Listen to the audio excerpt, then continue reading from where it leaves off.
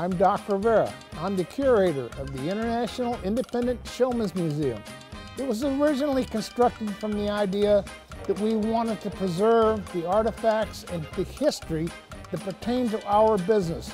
Our business being, of course, carnivals, circuses, Wild West shows, anything having to do with the tinted world and traveling shows throughout America. My background actually stems from when I was 14 years old and ran away from home to join the carnival. And it is a unique business, to say the least. You travel a lot. You get to experience different cultures, different societies, different parts of the country. You meet many strange and eclectic people, not only outside of the business, but inside as well.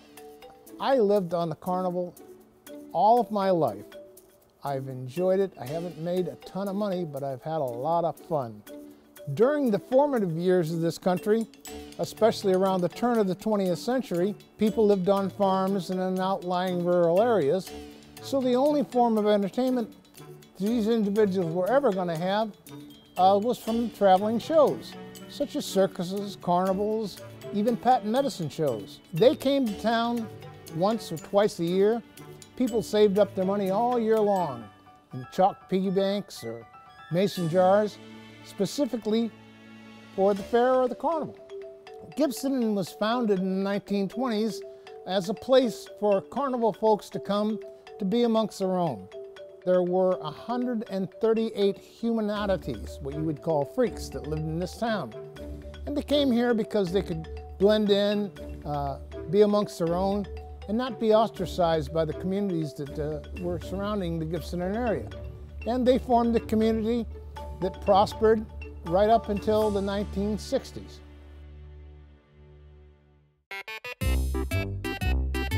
As carnivals and circuses disappear throughout the American landscape, we find more and more that people are attracted to the history of this. It's hard to imagine, but at one time, the big tented circuses contributed almost as much financially as the steel companies and the railroads. And what exists today is just a shadow of its former self. If you want to come experience that bygone era, you have to come to the Carnival Museum in Riverview, Florida, and kind of get an experience the way carnivals and circuses were in their heyday. In this museum, you'll experience a 1903 Ferris wheel, and if you can use your imagination, you can almost hear the happy screams of over 1 million people that have ridden this particular Ferris wheel. You'll see merry-go-rounds. You'll see examples of sideshows. You'll see girl shows.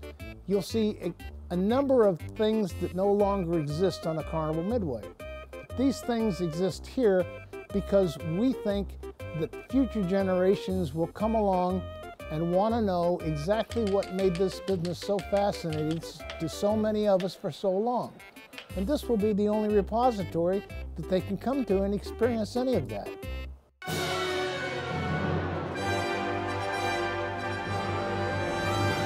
I'd like people to come away realizing that you cannot separate the history of America from the history of the traveling shows, because they were all one and the same.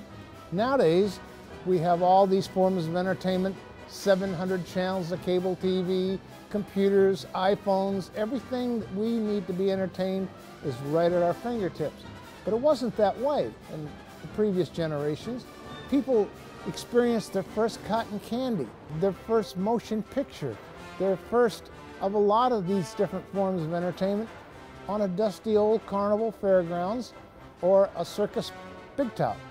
And it was a wonderful experience for them because it was the first time they had ever seen anything like this in their entire lives.